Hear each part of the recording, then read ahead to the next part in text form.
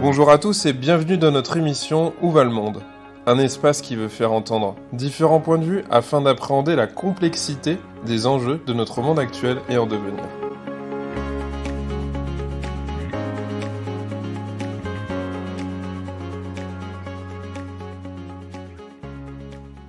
Emmanuel Catio, bonjour. Bonjour. On vous reçoit aujourd'hui pour l'émission Où va le monde? On va discuter un petit peu de collectivité territoriale et puis de votre fonction de directeur général des services. Pour commencer, est-ce que vous pourriez vous présenter, nous parler de votre parcours? Donc Emmanuel Catio, j'ai 40 ans de pratique professionnelle dans les collectivités territoriales et j'ai commencé comme animateur en périscolaire et maintenant je suis directeur général des services d'une commune de 30 000 habitants. Je suis un fruit de la décentralisation et de la possibilité d'ascenseur social au sein des collectivités. Et donc j'ai repris des études très tôt et préparé les concours, réussi, changé plusieurs fois de métier. Et ce qui est spécifique dans les collectivités territoriales, c'est qu'il y a 35 000 communes, il y a les intercommunalités, départements, régions et 1 900 000 agents des collectivités territoriales. Voilà pour le parcours. On peut préciser quand même les différents métiers que j'ai exercés. Animateur, directeur de périscolaire, responsable du protocole et manifestations, chargé de mission financement européen, directeur du développement économique, directeur de cabinet d'un maire, directeur de la culture et des sports dans une intercommunalité, ensuite directeur général adjoint dans une commune de 20 000 habitants où je m'occupais des services à la population et des services supports, ensuite DGS d'une commune de 9 000 habitants, ensuite DGS d'une commune de 18 000 habitants et ensuite DGS d'une commune de 30 000 habitants où je suis aujourd'hui. Bon, je pense que vous allez avoir une vision assez large. On ne pourra pas dire que vous êtes resté à un seul endroit et que vous n'avez qu'un seul point de vue. Alors, cette collectivité dans 4 départements différents, le Nord, le Val d'Oise, les Yvelines et la Seine-et-Marne. D'accord. Ok. Alors, directeur général des services, c'est un terme sur lequel on va aller par la suite, mais pour commencer, une collectivité territoriale, pour le public là, qui nous écoute, c'est quoi? Puisque vous pourriez nous parler un peu des enjeux des collectivités territoriales, des enjeux à venir. Alors, les collectivités territoriales sont nées réellement, elles existaient avant, mais avec les lois de décentralisation, au début des années 80. Il y a plusieurs types de collectivités territoriales. Il y a évidemment la commune que tout le monde connaît, il y a les intercommunalités, il y a le département, il y a la région, et puis différents syndicats intercommunaux liés à des spécificités d'action. Ce qui les réunit toutes, les collectivités territoriales, c'est qu'elles sont connues au travers des services à la population et aux habitants. Évidemment, tout le monde sait que, logiquement maintenant, que les régions entretiennent les lycées, les départements entretiennent les collèges et que les villes entretiennent et mettent à disposition également du personnel pour l'enseignement primaire. Donc ça, c'est bien repéré. On est partenaire de l'éducation au même titre que l'éducation nationale. L'éducation nationale fournissant les enseignants. Ça, c'est un exemple. Et puis, il y a des missions propres qu'exerce chaque collectivité. Les communes ayant une compétence générale. Et ensuite, elles peuvent en transférer une partie de leurs compétences aux intercommunalités. Les départements ayant des compétences spécifiques et les régions ayant des compétences spécifiques. Et là, dès qu'on commence à essayer de développer, on va parler, si on parle des métiers dans les collectivités, il y a près de 240 métiers différents. Et donc, il faudrait beaucoup de temps pour préciser effectivement comment les collectivités développent des politiques publiques en dehors de ce qui est le plus connu. L'état civil, évidemment, pour une commune, c'est quelque chose de connu, on y va pour faire ses papiers d'identité. La cantine, évidemment, on connaît. La crèche, quand il y en a. Toutes les communes n'ont pas le même niveau de service. Le périscolaire, évidemment. Et puis, des actions qui tournent autour partagées, par exemple, du développement économique, avec l'intercommunalité, mais aussi les autres partenaires. Et puis tout ce qui est, je dirais, le hard, c'est-à-dire la voirie, les infrastructures routières, les réseaux, assainissement, eau, l'eau potable, c'est quelque chose qui a à voir aussi avec les collectivités.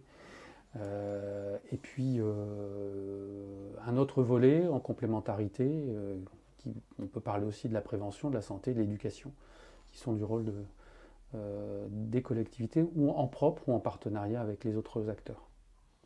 Donc vous êtes en train de nous parler des aspects concrets, des actes politiques, de la finalité en fait qui va toucher le citoyen. Vous nous parlez d'1 900 000 agents, plus de 240 métiers différents. On dirait une énorme horlogerie suisse qui fonctionnerait à merveille. Ça fonctionne bien tout ça? Parce qu'en termes d'enjeux, on peut imaginer que ce soit un peu compliqué un peu à mettre en place.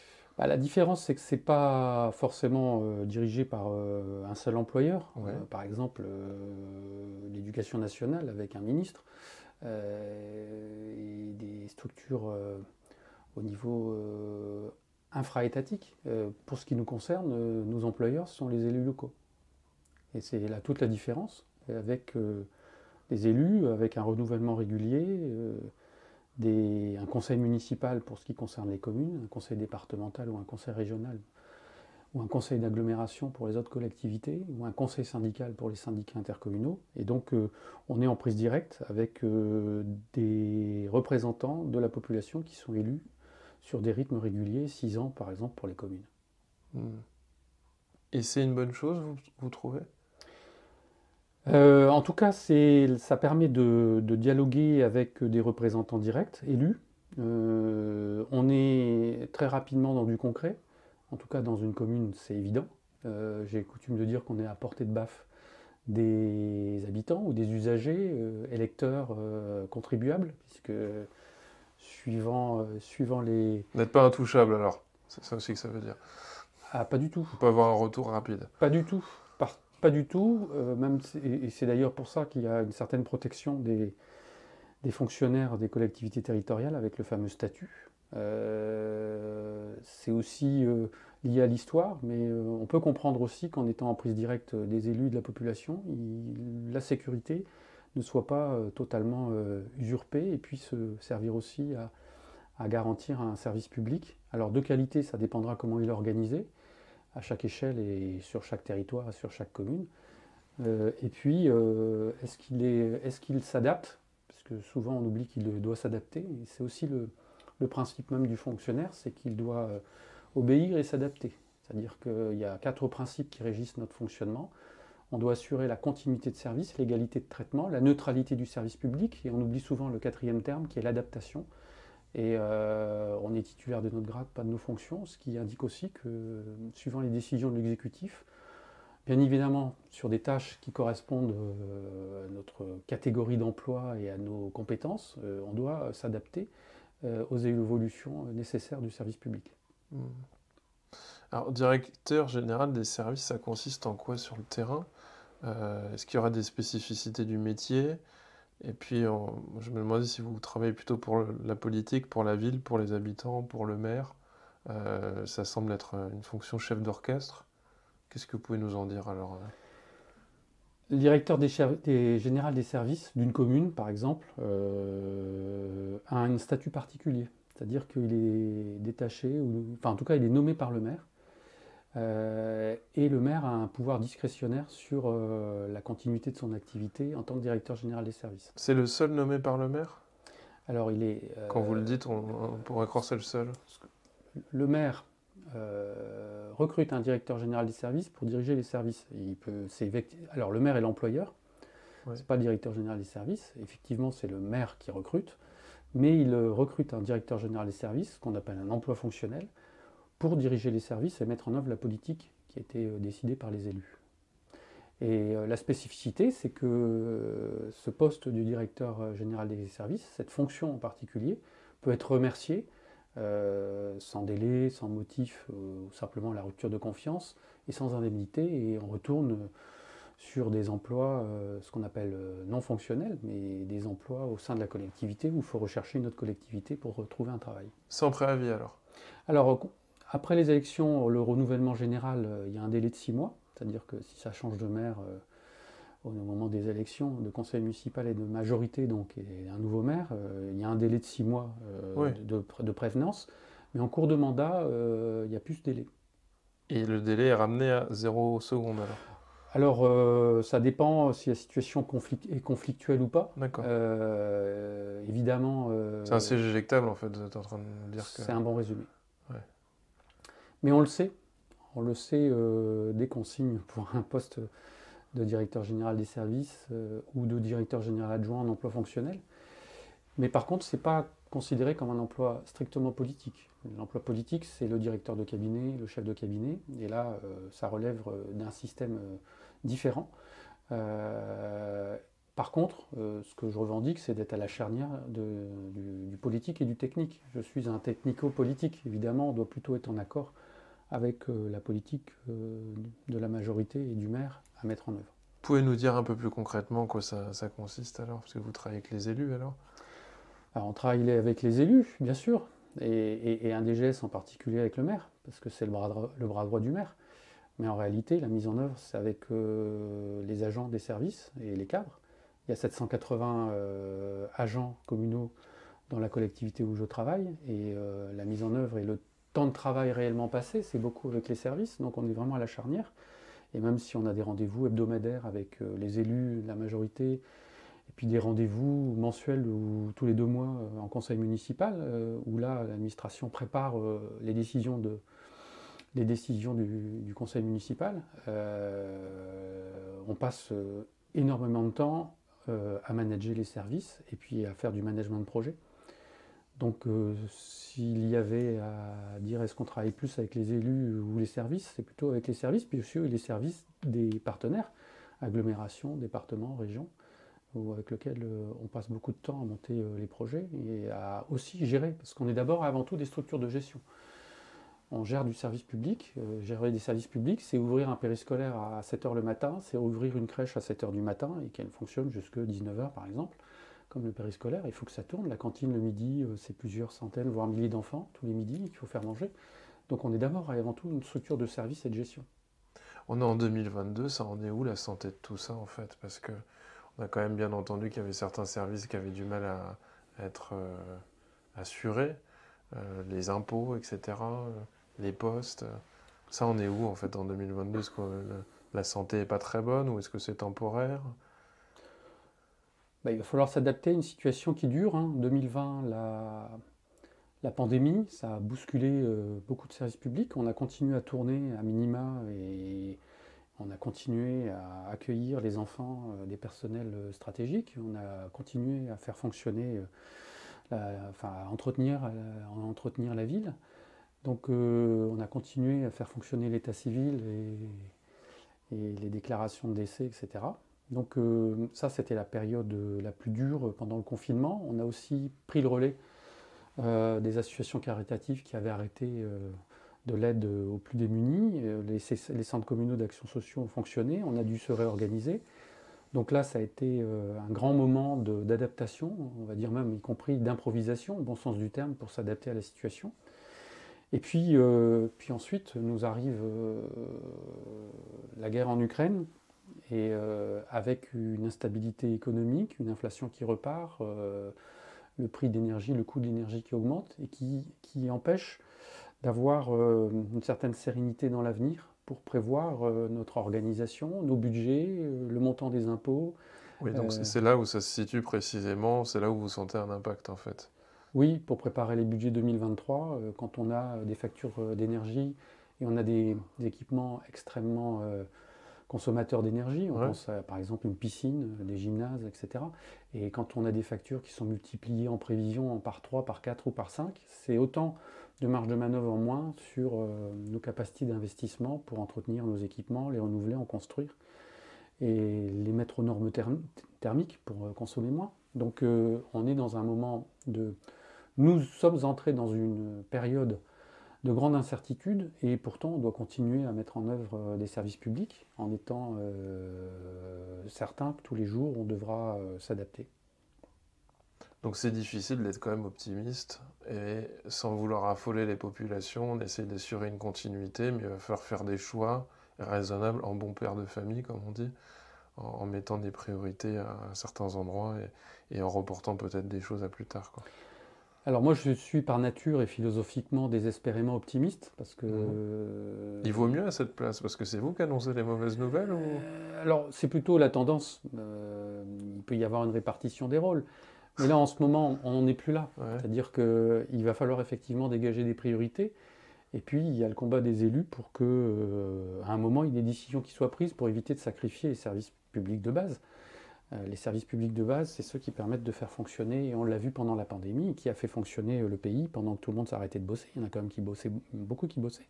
Et dans les collectivités, il y a beaucoup de monde qui bossait.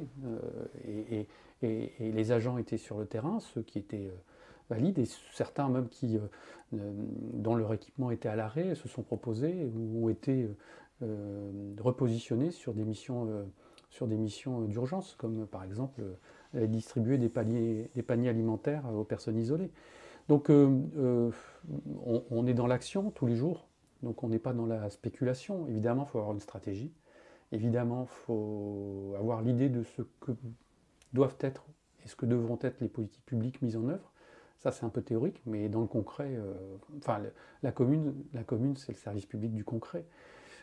Ouais. Enfin, pour moi, c'est une évidence, et j'ai travaillé dans d'autres structures. Il y a évidemment du concret dans d'autres collectivités, parce qu'on ne va pas les opposer, elles sont complémentaires. On peut critiquer l'organisation territoriale de la République française et la répartition entre l'État, les collectivités et le millefeuille territorial. Pour autant, on a un service public qui, globalement, a plutôt bien réagi, et un pays qui a plutôt bien réagi quand on voit comment d'autres ont traversé la crise. Et ça ne veut pas dire pour autant qu'on n'a pas une crise démocratique en France. Est-ce que, si on peut s'essayer sur cet exercice, si vous aviez une baguette magique là, ou si vous pouviez souffler à l'oreille d'un ministre, vous n'auriez pas envie de faire changer une ou deux petites choses qui pourraient retentir positivement sur le terrain? Parce que vous êtes sur le terrain, vous voyez bien qu'il manque certaines choses. Qu'est-ce qui serait intéressant de voir changer dans les années à venir pour que ça roule mieux tout ça? Vous parlez de millefeuille aussi, c'est pas pour rien cette expression. Alors moi, je suis Est-ce que c'est pas un peu trop complexe? Est-ce que ça circule bien tout ça? Est-ce que c'est pensé intelligemment? Non, on l'a vu pendant la pandémie, c'était un bon stress test. C'est-à-dire Ouais. la communication des informations vers les départements, des préfets qui n'avaient pas forcément, qui découvraient certaines informations à la télévision. Bon exemple ça alors. Donc on voit bien que les communications entre des services déconcentrés et des services ministériels, pour résumer, les élus qui attendaient des réponses, mais qui étaient obligés de se débrouiller avec les services pour mettre en œuvre ce qu'il y avait besoin. S'il y avait quelque chose à changer, oui, passer d'une organisation, pour moi, de la défiance à la confiance entre l'État et les collectivités. Je suis un enfant de la décentralisation. Je pense qu'il faut faire confiance dans les territoires. Il ne faut pas opposer les deux. Il faut permettre aussi plus d'autonomie. Évidemment, c'est pas sans possible critique sur le sujet, mais je ne crois plus aujourd'hui en un État centralisé. Ce serait trop paternaliste, c'est ça? On attendrait trop sa réponse. On a cette caractéristique. On a besoin d'un homme providentiel en France depuis de nombreuses décennies. J'y ai jamais cru, et je déteste le paternalisme comme le maternalisme. Donc oui, il faut arrêter de prendre les gens pour des enfants. Que tout le monde se débrouille et prenne ses responsabilités, c'est ça? En tout cas, non, qu'on passe d'un système de confiance et de coopération plutôt que d'un système d'attente de la solution venant du haut et de compétition. Et là, le deuxième changement essentiel, c'est d'arrêter d'être en compétition entre les territoires. Donc il y a une compétition entre les territoires qui peut-être ne permettrait pas que ça roule de manière optimale pour tout le monde. Ma région, mon territoire, c'est le plus beau. Ça n'a pas de sens, parce qu'il y a des complémentarités, et puis surtout, ça crée des déséquilibres entre les territoires riches et les territoires pauvres, même si effectivement il y a des mécanismes compensatoires ou de rééquilibrage. Cette compétition, à mon avis, est complètement mortifère. Et il en va de même pour tous les sujets autour de la compétition. C'est Michel Serres, le philosophe, qui disait la compétition, c'est le modèle de l'échec du plus grand nombre. En réalité, c'est qu'est-ce qu'on veut que voulons-nous comme société? Et est-ce que nous voulons une société qui privilégie la compétition et la réussite du plus petit nombre, ou simplement d'éviter la destruction de la planète et arriver à coopérer, puisque le dogme de la compétition est quelque chose de très relatif. Or, on sait très bien que c'est par la coopération qu'il y a du vivre. Alors, je vais peut-être venir vous chercher là-dessus, parce que je pense que ce serait compliqué d'être contre ce que vous venez de dire, tout de même. Euh, mais alors, est-ce qu'il n'y aurait pas quelque chose à repenser de manière plus générale, quoi, pour que ça n'advienne pas à chaque fois sur le terrain, cette lutte acharnée à pousser l'autre pour gagner un centimètre et gagner la compétition, en fait, parce qu'il faut... Peut-être que tout ceci est basé sur un modèle de compétitivité, finalement, et que ça tombe pas du ciel, que ce serait pas uniquement l'humain qui serait fait comme ça, mais tout notre système étatique qui fonctionnerait sur les territoires de cette manière-là. Oui, c'est à l'inverse de l'idée du service public. C'est-à-dire le service public, je l'ai dit, continuité, égalité, neutralité, adaptation. Il y a le mot égalité. Mhm. Et donc l'égalité de traitement des citoyens, c'est théoriquement quel que soit le territoire. Avoir accès aux services publics, avoir accès à la santé, aux soins, avoir accès au sport, à la culture. Et cette idée de compétition, elle est antagoniste du service public. C'est pour ça aussi qu'il y a des mouvements comment dire, de municipalisation ou d'étatisation, comme par exemple l'EDF. L'État veut reprendre le capital à 100%, Mhm. mais aussi le traitement de l'eau, ne pas le laisser au système compétitif, parce que l'eau est un bien commun. En tout cas, c'est comme cela que le définissent ceux qui reprennent le contrôle de la gestion de l'eau. Mais il en va aussi de l'environnement, de l'alimentation. Mais qu'est-ce qui nous arrive en fait? On a tout vendu, puis on veut tout racheter. Alors, on a vendu les autoroutes, l'eau, l'électricité, on a tout vendu, et puis là, en ce moment, on voudrait reprendre. En tout cas, il faut retrouver un équilibre. Vous avez une idée de Et pourquoi on en arrive à faire machine arrière en fait? Ça peut paraître du bon sens, mais en même temps, il n'y a pas si longtemps que ça, on revendait tout ça. le mécanisme inverse est un mécanisme probablement de survie, Mhm. qui ne veut pas dire son nom. Mais je pense que c'est un mécanisme de survie. On se rend compte qu'effectivement, la privatisation de la terre pour produire ce qui doit nourrir les habitants est quelque chose qui devient insupportable. Parce que si effectivement des fonds de pension ou des pays rachètent des terres agricoles en France via des sociétés et que la production part dans les pays d'autres pays, on va avoir un problème avec notre propre alimentation. On ne sera plus en circuit court, hein. On sera là en dépendance totale pour se nourrir. Évidemment, on sait bien que la qualité de ce qu'on mange est liée à la santé. On sait aujourd'hui les dégâts et les ravages de l'absence de prévention en matière de santé à travers l'alimentation et le mode de vie. Hmm. Très bien. J'aurais voulu vous entendre sur le management. En quoi le management dans le public serait différent du management dans le privé? J'ai beaucoup posé cette question, notamment, comme on le sait, dans le privé, les mécanismes qui font qu'on fait partir un salarié sont parfois plus efficaces que dans le public, où il est difficile de se défaire d'un agent, qui serait problématique. En tout cas, j'ai des millions d'exemples à vous donner, donc vous devez en avoir des milliards. Est-ce que ça influence sur le management ou pas? En quoi c'est différent de manager dans le public par rapport au privé? Alors je pense qu'il y a effectivement la différence qui est censée opposer les deux manières de manager. C'est-à-dire dans le privé, ce serait plus pratique de licencier et de recruter les profils qui nous intéressent. Et dans le public, l'expression péjorative, ce serait de s'infuser quelqu'un d'incompétent jusqu'à la retraite. C'est évidemment une opposition caricaturale, parce que la réalité, c'est qu'une entreprise a besoin de compétences et de stabilité, et une collectivité aussi. Donc je pense qu'il faut faire surtout la différence, aussi bien dans le privé que dans le public, entre diriger et manager. Mhm. Diriger, c'est un système descendant, on donne des ordres et on doit exécuter. Manager, il va falloir qu'il y ait une coopération et se poser la question de comment la personne réalise et comment on peut l'accompagner, soit par une mobilité interne ou externe, soit par de la formation, soit les deux, c'est-à-dire un parcours, pour se sentir plutôt satisfait de son travail, motivé. Après, la grande différence, c'est que dans les collectivités, et en particulier dans les communes, il y a une fonction sociale évidente qui n'est pas reconnue, en tout cas officiellement. C'est que c'est vrai que, au-delà de la caricature du recrutement qui pourrait être clientéliste, On est aussi bien content en temps de crise d'avoir du personnel qui habite pas loin, y compris la commune, pour pouvoir intervenir. Et on embauche clairement aussi des gens qui sont relativement, je dirais, relativement éloignés du marché du travail.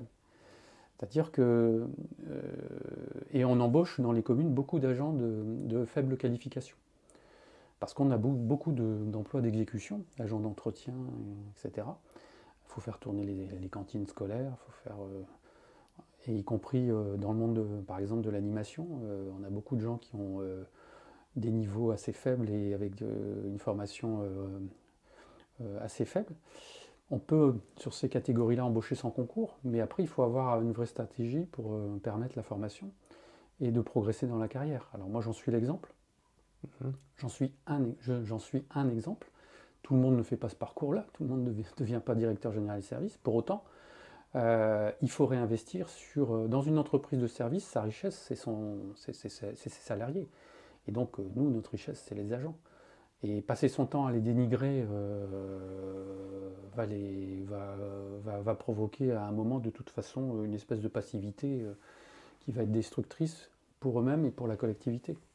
Donc opposer strictement, je ne suis pas d'accord, parce qu'on a besoin de stabilité et de compétences. Et puis encore une fois, on a un rôle social qui me semble évident, parce que travailler pas loin de chez soi, ça évite du transport, ça permet de la disponibilité. Après, évidemment, on a une vraie difficulté du vieillissement de la population. Et jeter les plus de 50 ans sous prétexte qu'ils ne sont plus en capacité de faire leur travail, ça, c'est pas ce qui est confié comme mission aux collectivités. En tout cas, c'est très clairement pas comme ça qu'on pourra gérer. Une dernière question, Emmanuel Catio. À votre avis, et donc c'est le nom de l'émission, où va le monde? Alors, où va le monde, en tout cas, je pense intimement et sincèrement qu'il ne peut plus continuer comme il a fonctionné depuis la révolution industrielle, c'est-à-dire une croissance permanente dans un monde fini. Là, c'est une grande illusion. Et si le monde va quelque part, c'est probablement pas. Alors, s'il continue dans la compétition, ça va vite s'arrêter. Et si on fait une révolution culturelle et qu'on s'interroge sur le fait que la coopération, c'est peut-être ce qui sauvera le monde, alors où va le monde? Probablement vers plus de coopération, ou pas. Merci Emmanuel en tout cas d'avoir répondu à nos questions.